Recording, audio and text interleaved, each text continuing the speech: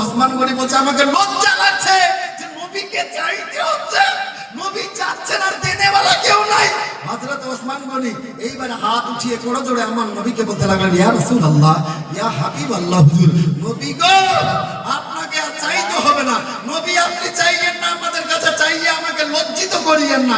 ইয়া রাসূলুল্লাহ, আমি ওসমান গনি 800 নয়, টোটালে 1000 সৈন্য সিপাহীর খরচ বহন করব। জোরে বলুন সুবহানাল্লাহ।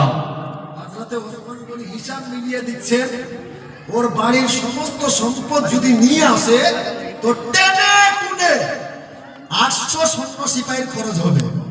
টোটালে 800 সৈন্য সিপাহীর খরচ বের হবে। হযরত ওসমান গনি নবী যে চাচ্ছেন আর কেউ দেনেওয়ালা হয় না, যার জন্য নবীকে না ডাক দেওয়ার কারণে বলছে, নবী আপনি আর চাইয়েন না, আমি 800 নয় 1000 সৈন্য সিপাহীর খরচ বহন করবো। জোরে বলুন।